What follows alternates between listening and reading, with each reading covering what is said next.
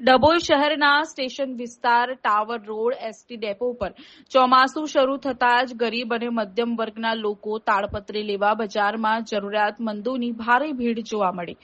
ડભોઈમાં ચોમાસાની ઋતુ શરૂ થતાં બજારોમાં ઠેર ઠેર તાડપત્રીનું ધૂમ વેચાણ જોવા મળી રહ્યું છે।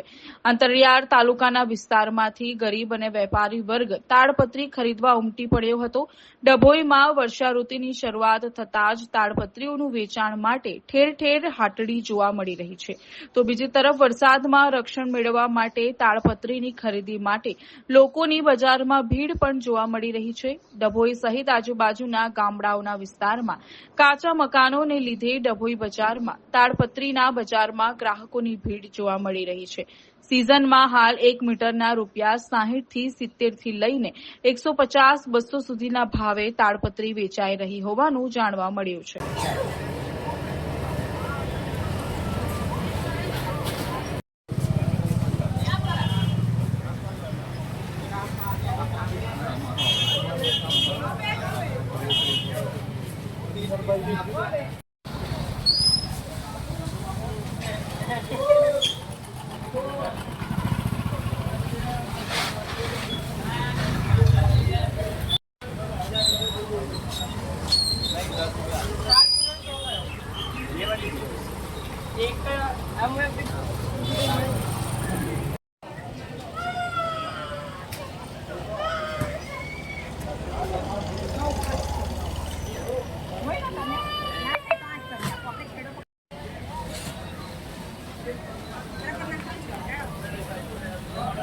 लाइक करो।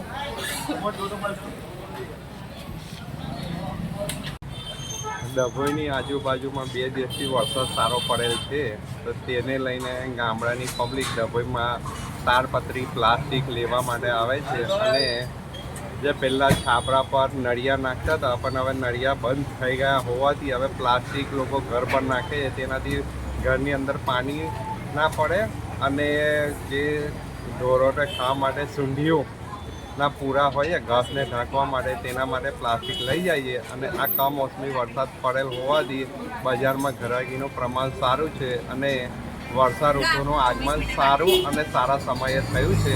બાકી આપણે 22મી જૂને વરસાદ માંગીએ, પણ 15મી જૂનથી વરસાદ 15, 16 ને 17 3 દિવસ વરસાદ સારો પડેલ છે રાત્રે, એને લઈને ઘરાકીનું પ્રમાણ સારું છે।